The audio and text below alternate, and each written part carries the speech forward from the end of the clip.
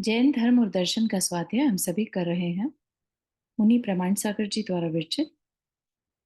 मंगलम भगवान वीरो मंगलम गौतमो गणी मंगलम कुंद कुंदाद्यो जैन धर्मोस्तु मंगलम। नमो अरिहंताणम नमो सिद्धाणम नमो आयर्याणम नमो उवज्जायाणम नमो लोये सवसाहुणम। पंच परमेष्ठी भगवान की जय। अगले 45 मिनट के लिए सभी प्रकार के पापों का त्याग करके सभी 9 बार नमोकार मंत्र पढ़ लें।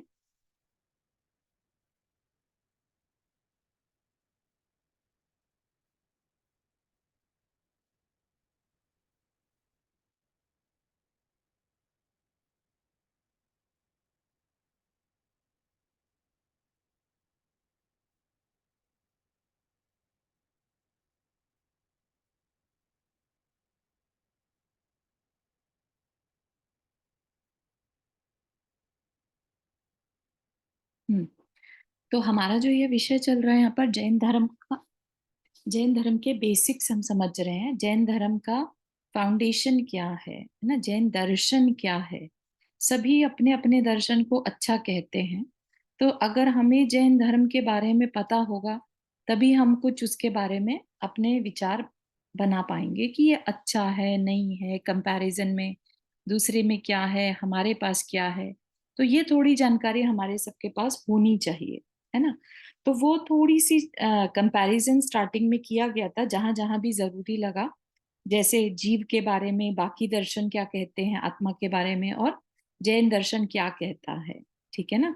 अब जीव की ही सबसे इम्पोर्टेंट हमारे यहाँ पर कह लीजिए कि जीव is the most important thing. ठीक है ना। अगर जीव के बारे में चर्चा ना करे तो धर्म का कोई एग्जिस्टेंस नहीं रहेगा। सब कुछ जो हो रहा है, जो कुछ भी बातें बताई जा रही है वो जीव के बेनिफिट के लिए बताई जा रही है। ठीक है। तो उस जीव की पहचान करना हमारे लिए सबसे इंपॉर्टेंट है। सबसे पहले तो हम पहचाने कि जीव कहते किसे हैं, जीव का जैन शास्त्र में या जैन दर्शन में क्या रूप है। ठीक है ना। अगर कोई कह दे आपको कि जीव एक ज्योति की तरह से है, लाइट है ना, या कोई वाइब्रेशन है क्या, अब आप उस बारे में क्या कहेंगे। मतलब पढ़ने के बाद जब हमें बताया गया, है ना, शास्त्र को हमने पढ़ा तब हमें पता चला कि जीव जो है देखने जानने वाला तो है, साथ ही साथ अरूपी है ना। उसका कोई रूप नहीं है तो उसको कोई देख नहीं सकता। तो अगर हम कह दे कि वो एक लाइट है तो ये गलत होगा। ठीक है ना। तो अब हमें पता चल गया कि जैन दर्शन में जीव का जो रूप बताया है हमें उसको फॉलो करना है। ठीक है। और जो अजीव है यानी पुद्गल, ठीक है, पुद्गल है, उसका जीव के साथ संबंध हुआ, अनादिकाल से संबंध है ना।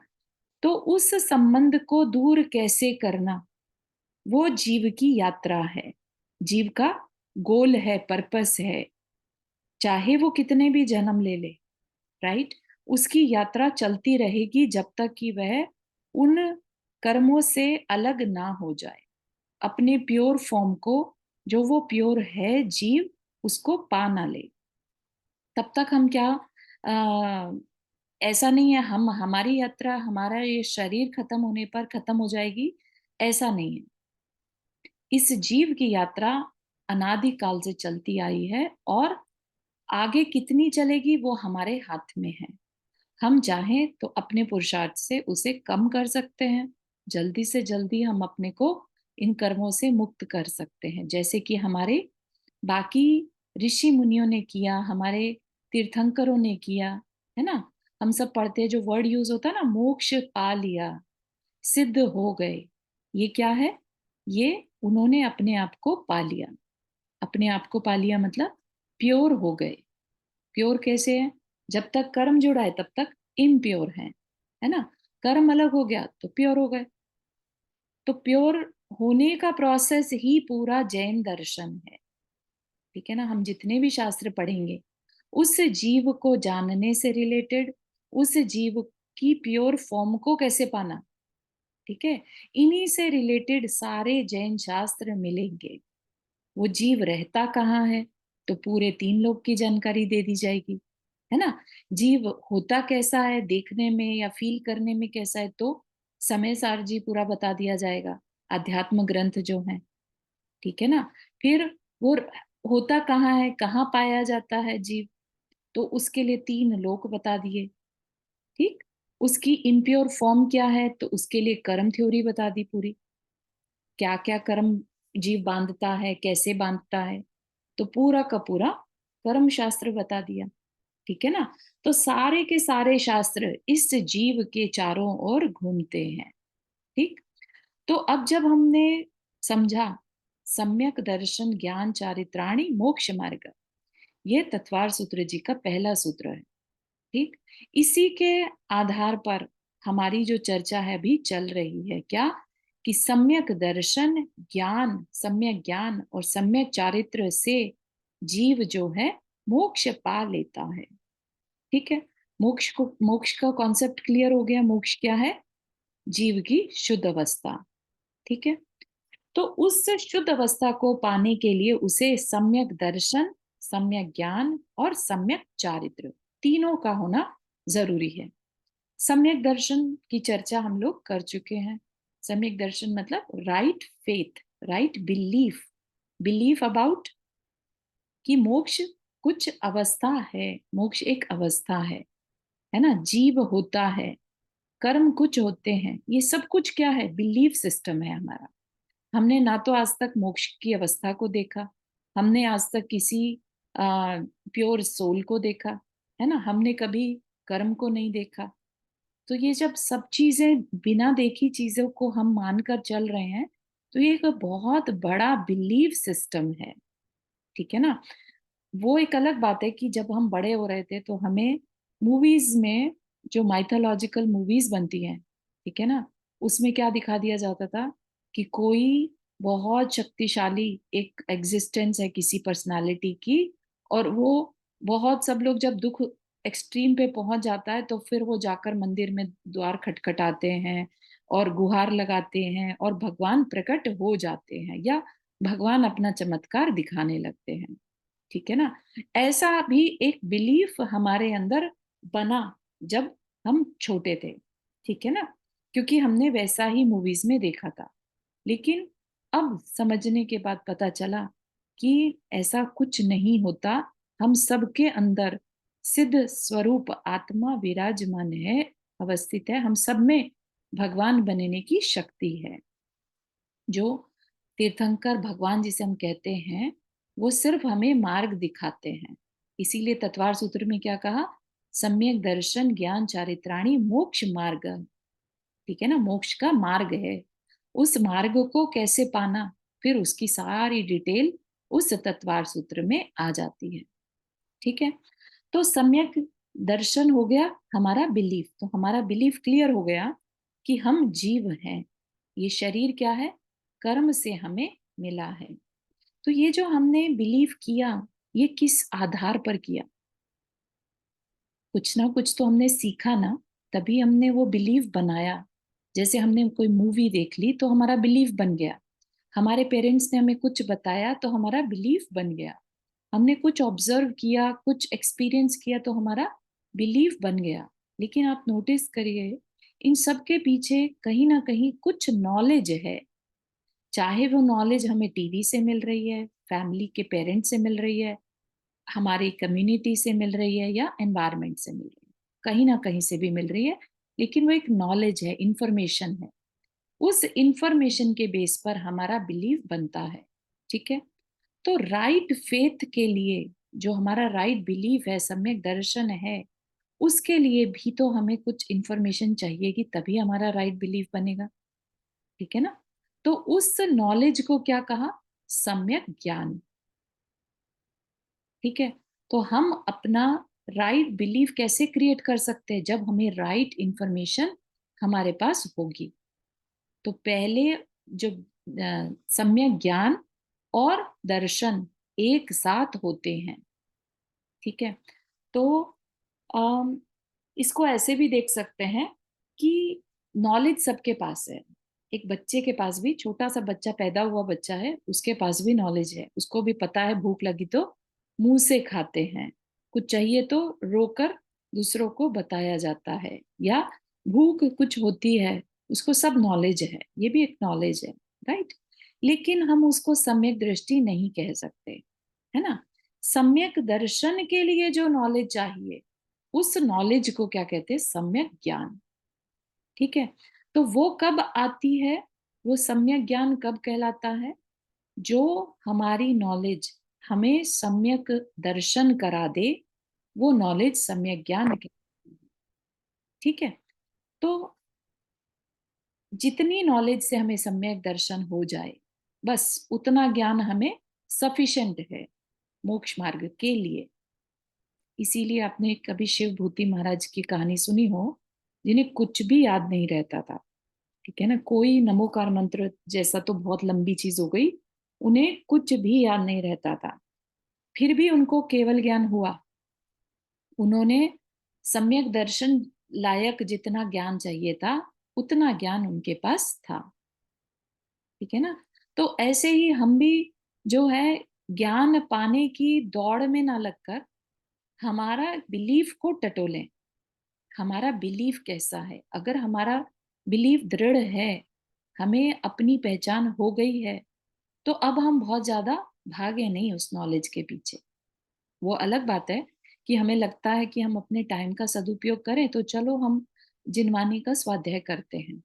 ठीक है ना, वो एक अपने आप को गलत डायरेक्शन में बचाने से, रोकने से अच्छा है कुछ अच्छा पढ़ लेते हैं और थोड़ा जान लेते हैं जीव के बारे में। ठीक है ना, वो अलग चीज है। लेकिन बेयर मिनिमम क्या होगा, जो ज्ञान हमें सम्यक दर्शन करा दे। ठीक है। तो सम्यक ज्ञान का आज से टॉपिक शुरू होगा, थोड़ा ही है, ज्यादा नहीं है। वस्तुओं को यथारीति जैसा का तैसा जानना सम्यक ज्ञान है। वस्तुएं जैसी हैं वैसा जानना, जीव जैसा है वैसा जानना। ठीक है। दृढ़ आत्मविश्वास के अनंतर ज्ञान में सम्यकपना आता है। तो हमें जो भी हमने जीव के बारे में पढ़ा, है ना, अब आपने पढ़ तो लिया, लेकिन हो सकता है पढ़कर उसे छोड़ दें, क्या फालतू की बात लिखी है, हमें नहीं फर्क पड़ता इस चीज से। पढ़ा तो आपने, नॉलेज तो गेन करी, लेकिन वो नॉलेज सम्यक नॉलेज नहीं कहलाएगी अगर आपने उसको जीव को समझने में, एक्सपीरियंस करने में यूज नहीं किया। बात समझ में आ रही है कि कैसे नॉलेज ही, अपनी ही नॉलेज, उसी को हम सम्यक ज्ञान कहने लगते हैं। सम्यक ज्ञान की कैटेगरी में कब आता है, जब उस नॉलेज से हम अपनी पहचान करते हैं, उसमें दृढ़ श्रद्धान कर लेते हैं कि हाँ ये ही सही है ना। तो ये ही सही है, तो ये कुछ जाना वही सही है ना। ठीक है ना। तो नॉलेज सबके पास है, लेकिन जो नॉलेज अपने को जानने में, पहचानने में काम आए, वही सम्यक ज्ञान है। ठीक है।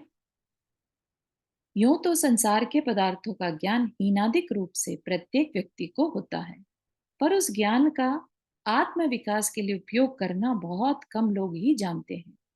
सम्यक दर्शन के पश्चात उत्पन्न हुआ ज्ञान आत्म विकास का कारण होता है। सम्यक दर्शन जिसने, सम्यक दर्शन क्या है, राइट बिलीफ, है ना। हमने आत्मा का क्या स्वरूप है उसे जान लिया, कर्म क्या क्या, कर्म का क्या स्वरूप है उसे जान लिया, आत्मा और कर्म का क्या संबंध है उसे जान लिया। ठीक है ना। अब जानने के बाद ही तो हम उसे अलग करने की कोशिश करेंगे ना।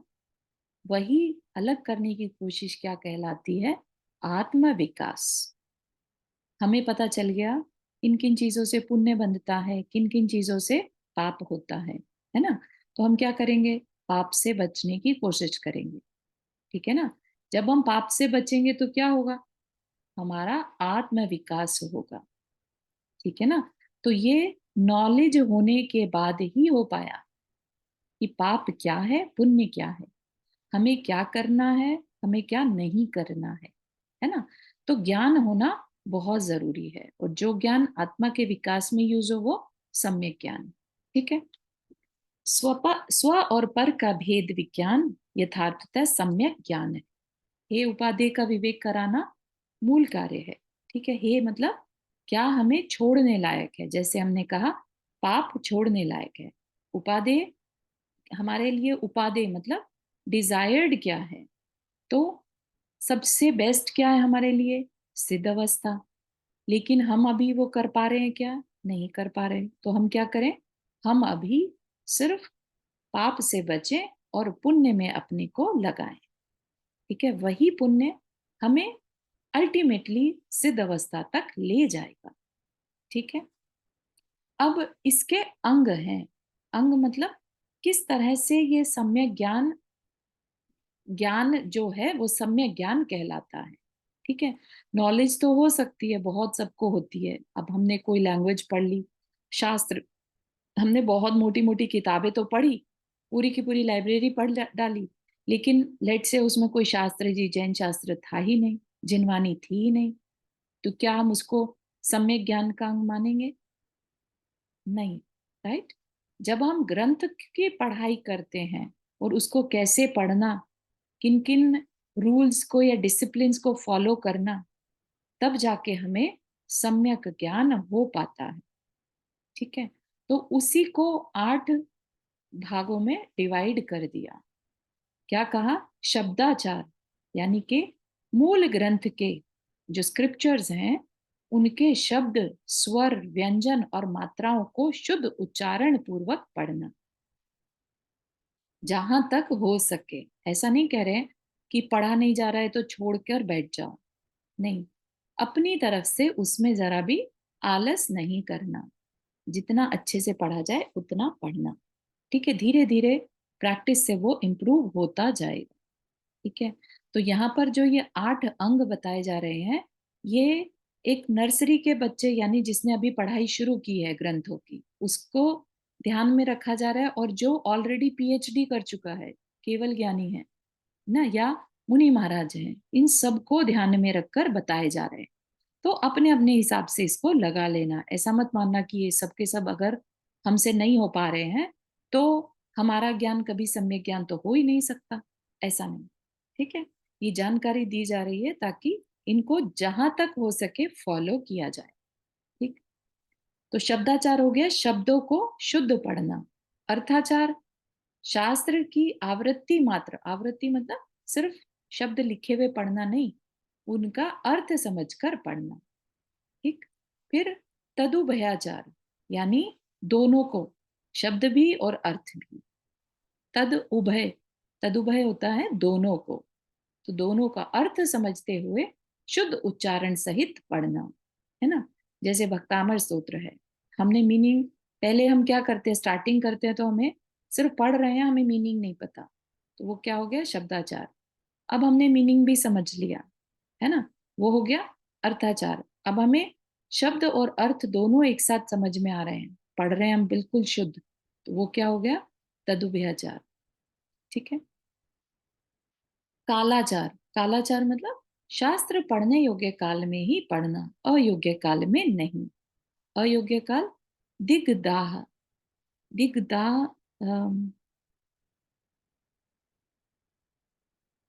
दिग्दाह जहां तक मुझे समझ में आ रहा है, शरीर की तकलीफ। अगर किसी और को समझ में आए तो प्लीज शेयर कीजिएगा। दिग्दाह, उल्कापात, जब मीटियोर शावर हो रहा हो उस टाइम नहीं पढ़ना, सूर्य चंद्र ग्रहण के समय पर नहीं पढ़ना, और संध्या काल आदि में शास्त्र नहीं पढ़ना चाहिए। ठीक है, इनके अलग अलग रीजनिंग रहती है, तो वो काफी डिटेल विषय होगा। अभी हम ये समझे कि शास्त्र पढ़ने का जो काल बताया है उसी काल में पढ़ना। ठीक, विनयाचार, विनयाचार मतलब कि हम विनय के साथ शास्त्र का अभ्यास करें। विनय मतलब एक रिस्पेक्ट हो उसके साथ। तो रिस्पेक्ट कैसे देते हैं हम, द्रव्य क्षेत्र आदि की शुद्धि के साथ। ठीक है, जब हम शांत कर, हाँ कुछ कह रहे हैं आंटी। शास्त्र जी ना, ये जैसे सारे शास्त्र जी तो ऐसे नहीं है ना कि जो हम नहीं पढ़ सकते। हाँ करेक्ट, अ, उसमें से कुछ का नाम है करेक्ट कि जो नहीं पढ़ सकते, को मना किया समाचार या जाता है। हाँ, इत्यादि। सिद्धांत शास्त्र तभी कह रहे हैं, वो थोड़ा डिटेल हो जाएगा, लेकिन अपने को मेनली क्या है, बेसिक शास्त्र तो हम कभी भी पढ़ सकते हैं, है ना, जो अपन स्वाध्याय करते हैं दैट इज वेरी बेसिक। तो वो हम पढ़ सकते हैं। नंदा जी आपने हाथ रेज किया। हाँ, मैं यही कहना चाह रही थी, थोड़ा सा इसको डिटेल पे बता दीजिए कि हाँ, हमसे कभी भूल ना हो फिर इस वजह से, ओके। कि तो मतलब क्या पढ़ना चाहिए, ये किस तरह के शास्त्र हैं और इसका बड़े क्या रीजन शास्त्र बताया होते गया, क्यों है कि हमको नहीं पढ़ना चाहिए। Correct correct.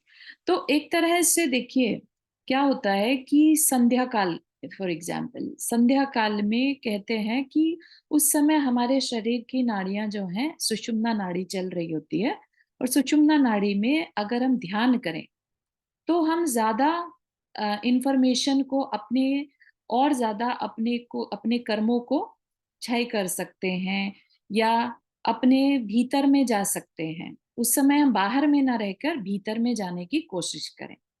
इस वजह से संध्या काल में शास्त्र पढ़ने को मना किया।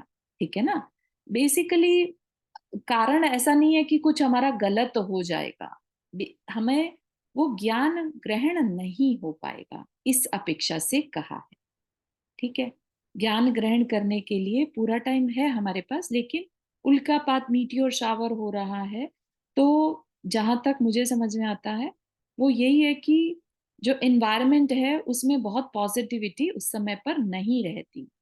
तो जब पॉजिटिविटी एनवायरनमेंट में नहीं है तो हमें बात उतनी जल्दी समझ में नहीं आएगी। तो ऐसे में हम शांत होकर अपने ऊपर फोकस करें, अपने मन को शांत करने की कोशिश करें।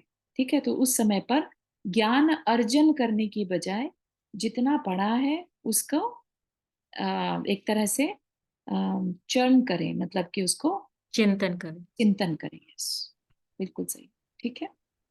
और कौन कौन से शास्त्र, जैसे आपने अभी कहा और कि इस सिद्धांत तरीके, शास्त्र बोलते हैं, है ना, सिद्धांत, जिनमें कि सिद्धांत बताए गए हैं, जो बड़े बड़े शास्त्र रहते हैं, समय सार जी हो गए, या जो गोमट सार जी भी उसमें आ जाएगा, बड़े बड़े शास्त्र जो होते हैं अपने, है ना। मतलब इसका रीजन क्या ये समझा जाए कि इनको पढ़ते समय बहुत ज्यादा समझने की जरूरत है, करेक्ट करेक्ट, इसलिए उस समय में नहीं पढ़ना चाहिए। बिल्कुल सही है, बिल्कुल ओके, सही। कंसंट्रेट, ओके, ठीक इस है, काल थैंक। का ध्यान रखना है, हाँ, इस काल में पढ़े। और जो सिंपल लैंग्वेज के और जैसे कहानी की आपको तरह जो कभी भी होते हैं पढ़ वो सकते हम पढ़, अच्छा हैं। ठीक है, हाँ, बिल्कुल सही। Thank you, thank you. Padma Purana 6 में आएगा। पद्म पुराण जी साधारण सिंपल में आएगा, पुराण कभी भी पढ़ सकते हैं। ठीक है ना। विनयाचार बता दिया, बहुत रिस्पेक्ट के साथ पढ़ना। जितनी ज्यादा हम शुद्धि रखते हैं, इसका मतलब हम उतनी ही उस शास्त्र को रिस्पेक्ट दे रहे हैं। जैसे कोई हमारे घर आया तो हम उसको साफ सुथरे प्लेस पे बिठाना पसंद करते हैं ना। क्यों? क्योंकि हम उसकी विनय कर रहे हैं। हम ये नहीं कहते कि जहां मर्जी आए बैठ जाओ, है ना। सबसे साफ सुथरा जो प्लेस होता है घर का, वहां पर उनको बैठाते हैं। इसी तरह शास्त्र का अभ्यास भी विनय पूर्वक, शुद्धि पूर्वक करना चाहिए।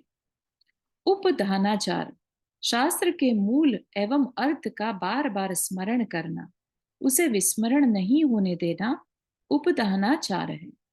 ठीक है। तो वही जो हमने पढ़ा उसका चिंतन किया जाए, रिवीजन जिसे कहते हैं। ठीक है।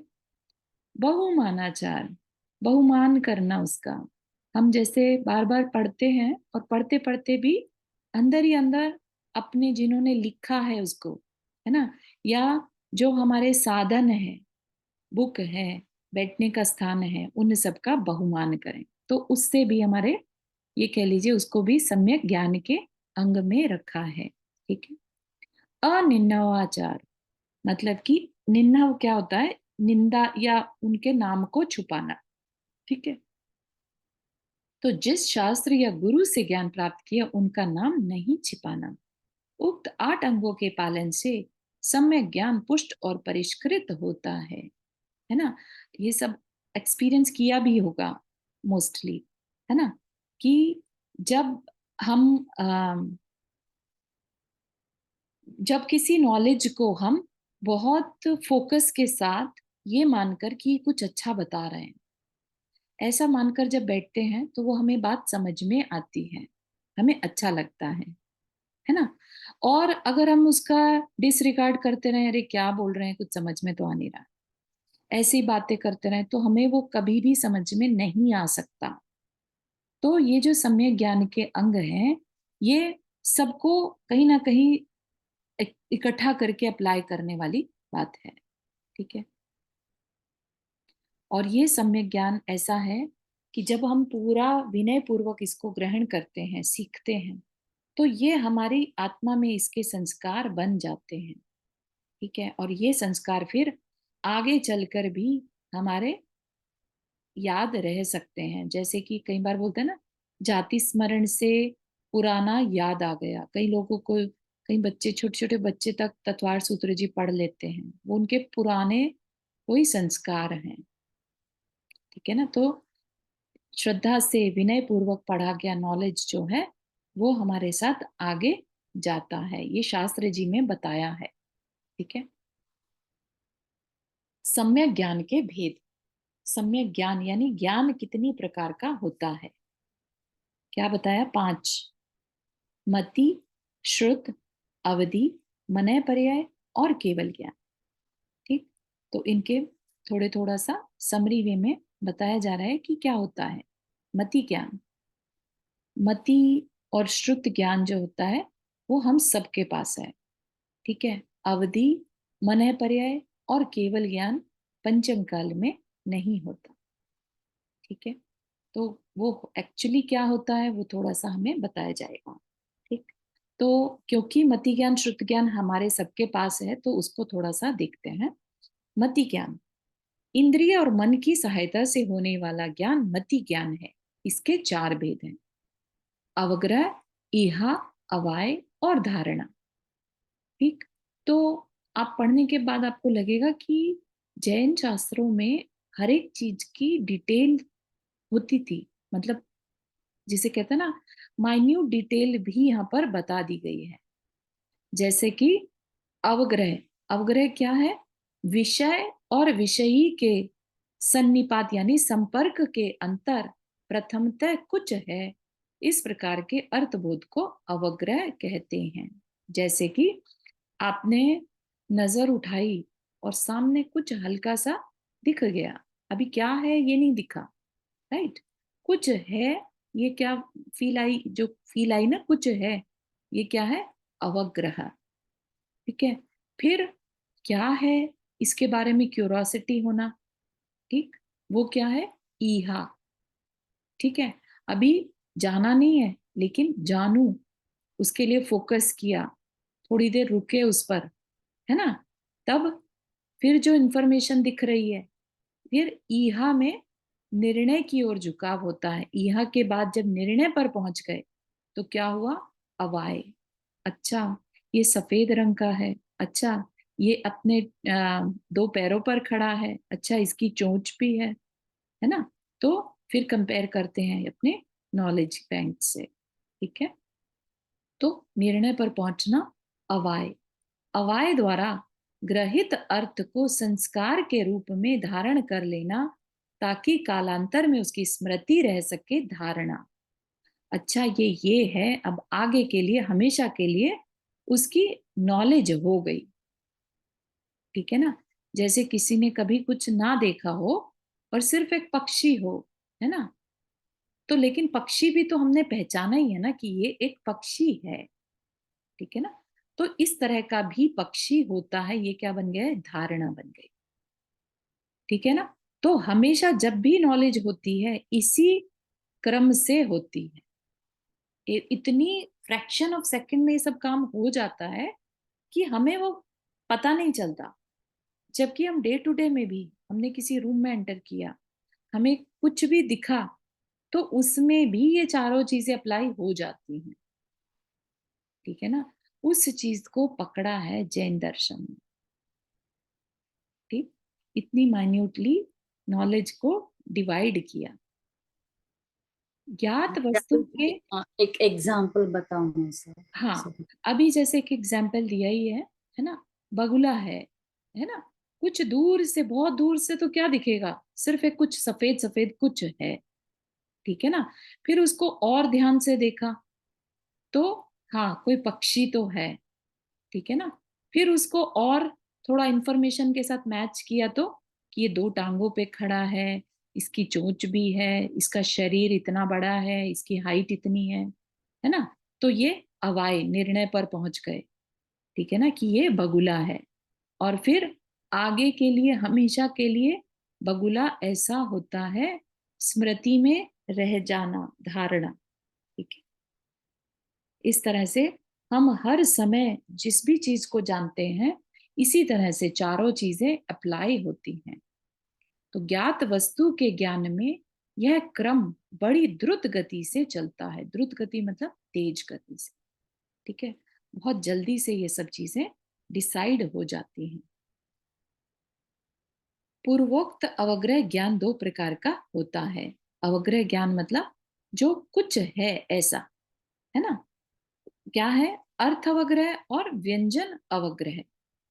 व्यंजन यानी अव्यक्त, जिसको कि हम बिल्कुल समझ नहीं पा रहे हैं कि कुछ है भी या नहीं, मतलब हल्का सा भी आइडिया नहीं लग पा रहा है, ठीक है। उसको क्या कहते हैं? व्यंजन अवग्रह। जो अव्यक्त हो वो व्यंजन, और जो व्यक्त हो वो अर्थ, ठीक है। यह चक्षु और मन को छोड़कर शेष चार इंद्रियों के द्वारा ही होता है। क्योंकि अगर आंखों से कुछ देखा तो हमें तो समझ में आ ही जाएगा क्या देखा, है ना। चाहे उसका रंग दिख जाए, कि उसका साइज दिख जाए, कुछ भी हो सकता है। लेकिन अगर चार इंद्रिय, कानों से कुछ सुना तो अस्पष्ट होना, ठीक है। व्यक्त अथवा स्पष्ट शब्द आदि विषयों को ग्रहण करने वाला ज्ञान अर्थ अवग्रह कहलाता है। यह पांचों इंद्रियों और मन से उत्पन्न होता है, ठीक है। इसमें एग्जाम्पल दिया है, जैसे मिट्टी के नए घड़े पर पानी की बूंदें डालने पर वह गीला नहीं होता, परंतु लगातार जल बिंदुओं को डालते रहने पर वह गीला हो जाता है। क्या कहना चाह रहे हैं कि नया घड़ा बना है, या धूप में कुछ भी गर्म चीज रखी होती है, घड़ा है लेट से, धूप में रखा है, एक बूंद पानी डाला, डलते साथ ही वो गायब हो जाता है, राइट। तो वो क्या हुआ? अव्यक्त। बूंद तो थी, पानी तो पड़ा, लेकिन दिख नहीं रहा है, ठीक है ना। तो उसके अस्तित्व को हम बहुत श्योरिटी से नहीं कह सकते, लेकिन बार बार उसी जगह पर बूंदे डलती रहे और गीला हो जाए, तो अब हम उस गीले को क्लियरली पहचान पा रहे हैं। तो जो क्लियरली पहचान पा रहे हैं वो अर्थ अवग्रह है। और जहां हम कुछ था, अभी एक सेकंड पहले कुछ था, कुछ था, बस इतना है, वो व्यंजन अवग्रह है, ठीक है। उसी प्रकार व्यक्त ग्रहण से पहले अव्यक्त ज्ञान व्यंजन है, और व्यक्त ग्रहण अर्थ अवग्रह है, ठीक है। कि कोई चीज एकदम से सर करके निकल गई, ठीक है, कानों में कुछ ऐसा फील आई कि कुछ था, ठीक है ना, दिखा नहीं, तो वो क्या हो गया? व्यंजन अवग्रह। और उसे हमने आंखों से देख भी लिया कि कुछ गया है यहाँ से, तो वो हो गया अर्थ अवग्रह, ठीक है। इसी तरह से उनको बहुत सारे भेद प्रभेद में बांट देने से मति ज्ञान की जो वैरायटी है वो 336 बताई है, ठीक है। श्रुत ज्ञान। श्रुत ज्ञान क्या है? जो मति ज्ञान पूर्वक होता है। मति ज्ञान में हमने कुछ जाना, जैसे हमने बगुले का एग्जाम्पल दिया, हमने जाना कि वो एक पक्षी है, बस इतना जाना, तो ये मति ज्ञान। अब इस बगुले की क्या विशेषता है? ये नीर छीर को अलग कर देता है ना। और बगुले से रिलेटेड व्हाइट कलर के और क्या क्या पक्षी हैं ये हमें ध्यान में आने लगे। या बगुला कहाँ कहाँ हमें एग्जाम्पल्स में यूज हुआ, उस चीज से रिलेटेड और अदर विषय हमें ध्यान में जब आने लगे, वो क्या कहलाता है? श्रुत ज्ञान, ठीक है ना। हमने कोई बुक देखी, बुक किस चीज के बारे में बुक देखी, तो वो मति ज्ञान।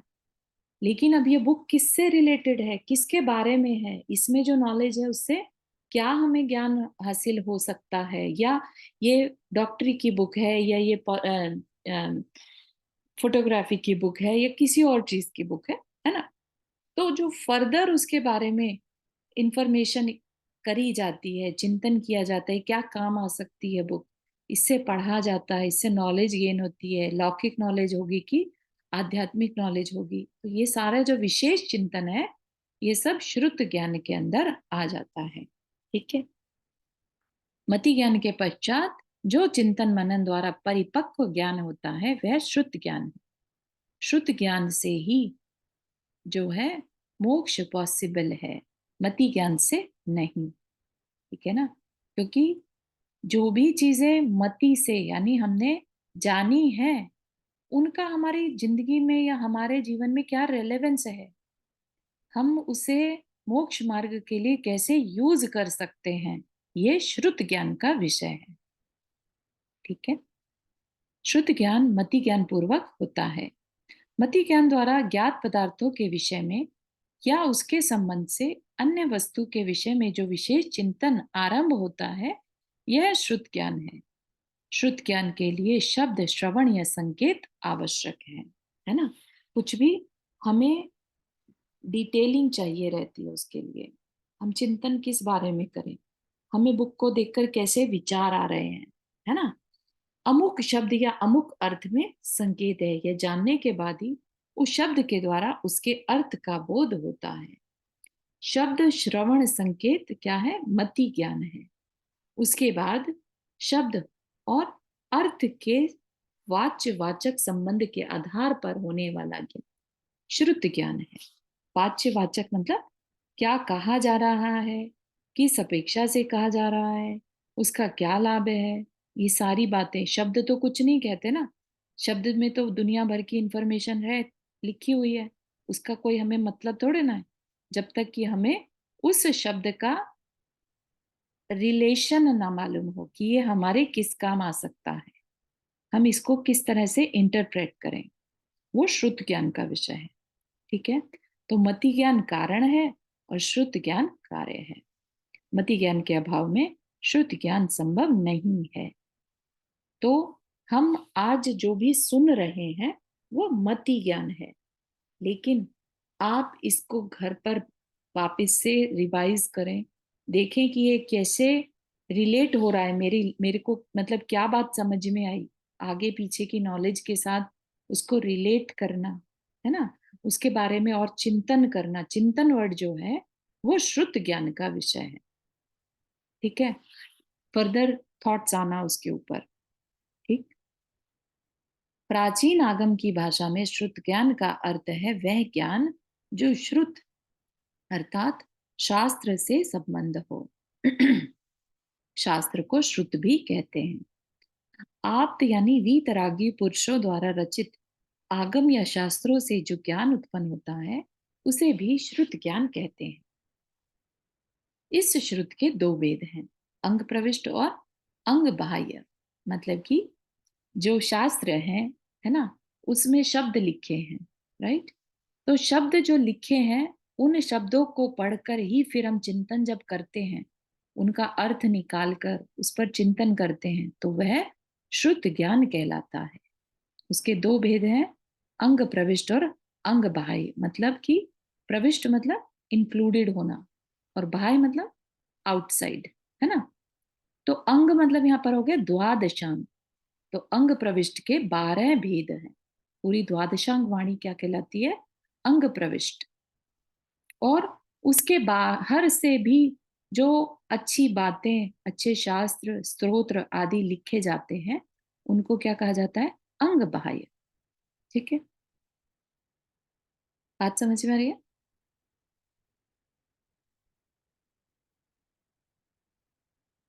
चारू जी एक बार ये अंग प्रविष्ट और अंग बाह्य दोबारा समझाएंगे।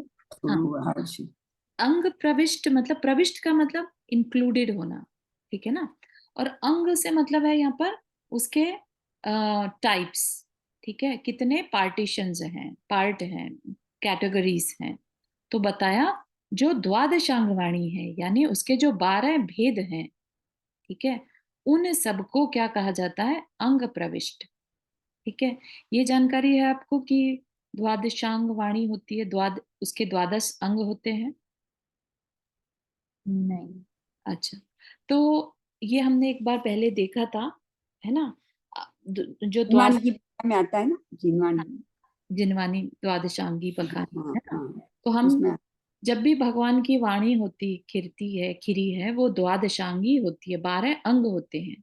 वो अलग बात है कि आज के टाइम में वह 12 अंग अवेलेबल नहीं है, यानी पूरा द्वादशांग या पूरी जिनवानी आज के टाइम में अवेलेबल नहीं है, उसे नष्ट कर दिया गया है। ठीक है ना। ऐसा सुनने में आता है कि अंग्रेजों के टाइम में या पहले मुसलमान के टाइम में जब अटैक्स हुए, 6 माह तक जैन शास्त्रों की होली जलती रही, जैन शास्त्रों को जलाया जाता रहा 6 महीने तक। ठीक है। तो जितनी भी जिनेंद्र देव की वाणी होती है, उसको 12 भागों में बांट दिया जाता है। कहीं पर फिर से विषय आएगा तो अपन देख लेंगे, है ना। इसीलिए उसे द्वादशांगी कहते हैं, द्वादशांगी, द्वादश अंग। ठीक है, द्वादश का मतलब 12। हाँ नंदा जी, आपने हाथ रेज किया। शैली जी, क्लियर हुआ? हाँ आचार्य जी। मैं ये Thank मतलब अभी आपने बोला कि द्वादशांग, तो पहले से जैसे मेरी अंडरस्टैंडिंग थी कि क्योंकि गणधर जी को सारा याद हो गया था जब उनकी वाणी खिली, फिर 600 साल तक उनकी मतलब जो याददाश्त थी लोगों की कम होने लगी, इसलिए वो ज्ञान कम हुआ। तो जो बाद में जब लिखना शुरू किया तो उस समय तक जितना बचा था वो भी नष्ट हो गया या वो अभी अवेलेबल है? वो भी नष्ट हो गया, जितना लिखा गया था। जितना लिखा गया था वो भी नष्ट किया गया। तो हमारे को जो अवेलेबल है, ऐसा बोलते हैं कि सागर में से जैसे एक बूंद। ठीक है, ठीक। Okay, thank you.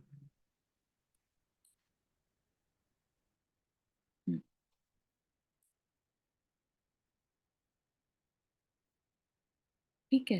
तो अवधि ज्ञान का विषय वैसे अपन आगे लेंगे, लेकिन फिर भी अवधि ज्ञान, अवधि मतलब होता है एक सीमा। अवधि यहाँ पर टाइम नहीं, अवधि सीमा, लिमिट को अवधि बोलते हैं। ठीक है। तो और ये अभी जो पहले मति और श्रुत बताए थे वो तो इंद्रिय और मन की सहायता से होते हैं, लेकिन ये जो तीन बाकी के तीन है, अवधि ज्ञान, मनः पर्यय और केवल ज्ञान, ये इंद्रिय और मन की सहायता के बिना होते हैं। इसीलिए इनको क्या कहते हैं?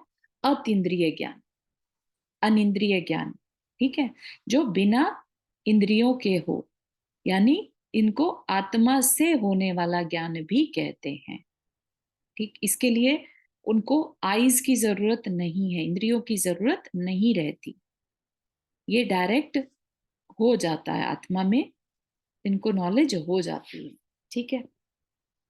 तो इनकी सहायता के बिना ही मर्यादा पूर्वक रूपी पदार्थों को स्पष्ट जानने वाला ज्ञान अवधि ज्ञान है।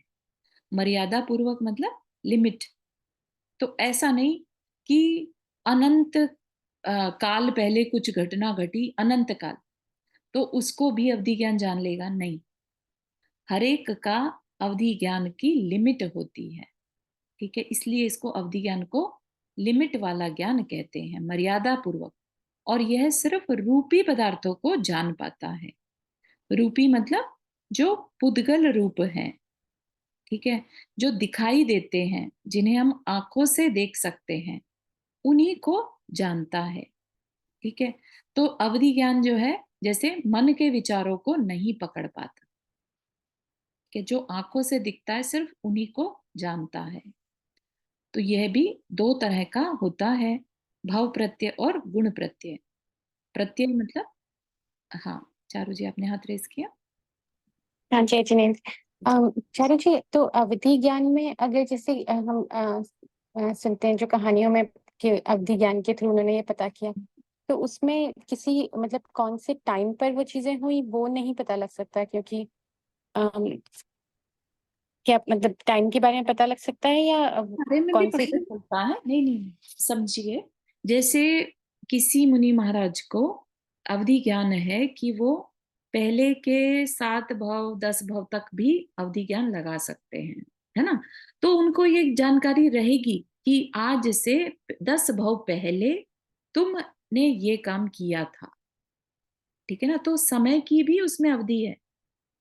ठीक है। लिमिट हर एक चीज की रहेगी फिर, कितना ओके। जानना, कितने क्षेत्र तक जानना, है ना, कितने समय तक जानना, वो सब चीज आ जाएगी। ओके ओके, थैंक यू चार्य जी। बस यही जानना हमें कि इसमें लिमिट रहती है और रूपी पदार्थ को ही जानता है। ठीक है, और ये दो तरह का हो गया, जैसे भव प्रत्यय और गुण प्रत्यय। मतलब कि जैसे भव, भव मतलब जन्म के साथ ही, उस भव में पैदा होना, यानी देव और नारकियों का जो अवधि ज्ञान है उसको क्या कहेंगे? भव प्रत्यय, भव बेस्ड, है ना। और मुनि महाराज हैं, उनको जो अवधि ज्ञान हो जाता है वो गुण प्रत्यय, वो उनकी क्वालिटी है। ठीक है, उनके अंदर ये गुण प्रकट हुआ। ठीक है, तो उसको क्या कहेंगे? गुण प्रत्यय। इवन मनुष्य और कुछ कुछ पशुओं में भी ये पॉसिबल है अवधि ज्ञान। ठीक है ना। और इसकी विशेष अपन चर्चा अगली बार करेंगे। यहाँ तक के किसी को कुछ क्वेश्चन?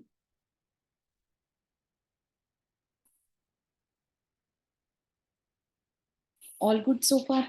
आई नो बहुत धीरे धीरे चल रहा है ये विषय, बट थोड़ा जाने से अच्छा है थोड़ा धीरे धीरे जाकर हम विषय को पूरा करें, है ना। ये थोड़ा। चिंतन का विषय बन जाता है फिर, है ना। चलिए, जिनवाणी स्तुति। जावाणी के ज्ञान से सूझे लो कालो, सोवाणी मस्तक धरो सदा देत हो दो। हे जिनवाणी भारती तो ही जपो दिन रैन, जो तेरा शरण आ गए सो पावे सुख चैन। नौ बार नमक करना।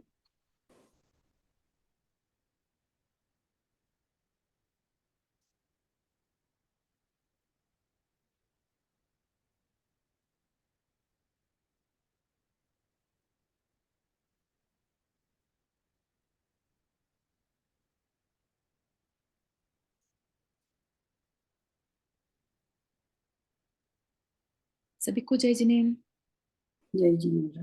जय जिनेन्द्र। जय जय जिनेन्द्र। जिनेन्द्र। जय जिनेन्द्र सभी को।